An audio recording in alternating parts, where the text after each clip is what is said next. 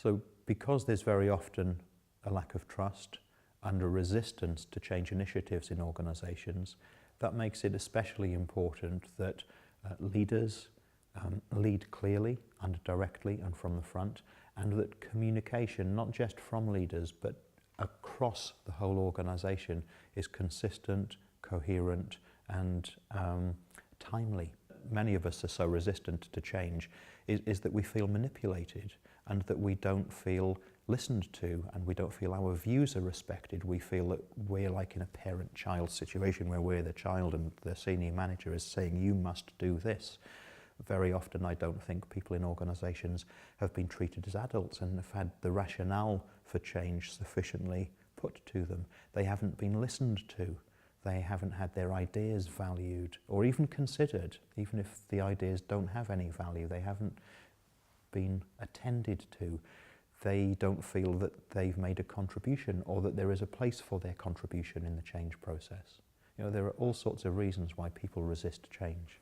If people can't form a trusting relationship, and yet it's difficult in given organisational politics and given the histories that different communities have for trust to flow freely. One of the things that we concentrate on, whatever the project that we're engaged in, is building up the quality of trust between people so that it enables them to do the work that they're there for. And when you look at trust, it's an interesting thing, because I believe that you have to give trust in order to get it. Now, most people think that trust is something that has to be earned, and for sure trust takes time. But if you aren't willing to have the courage to give trust, to initiate that significant step forward into vulnerability in a relationship, you don't get anywhere. Having given trust, of course, trust can be broken.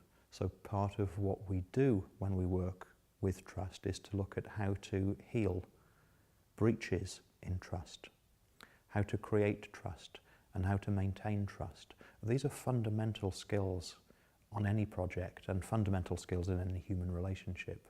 And trust is one of the main benefits, I think, of how we work.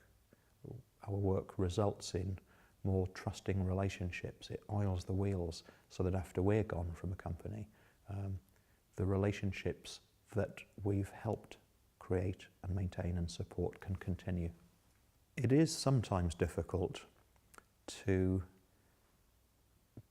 open people's hearts. That's basically what we're talking about when we're inviting them to take a step forward into a trusting relationship. Because nobody wants to be hurt. And there is such a lot of fear and uncertainty and doubt and suspicion between different layers of management in an organisation and between the staff and the organisation. You know, there's such a them and us mentality very often, which is why we place such importance on honest, authentic communication, which is why we place so much importance on walking the talk and being direct with people and clean and clear, which is why we place so much importance on working with conflict and potential conflict and resistance to change in organisations. You know, without those fundamental skills, it's difficult for anyone to trust another person or a team sufficiently for there to be a good collaborative relationship.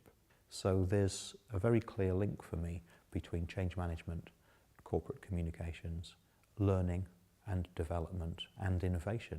And when you get trusting relationships, when people are relaxed with one another, you're much more likely to get good quality ideas. Nobody comes up with their best ideas. Nobody comes up with their best performance if they're tense.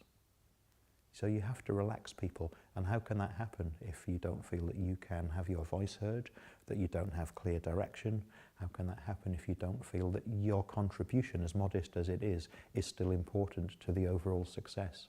So a lot of the way that we work with change integrates our other disciplines of innovation and communications and development work.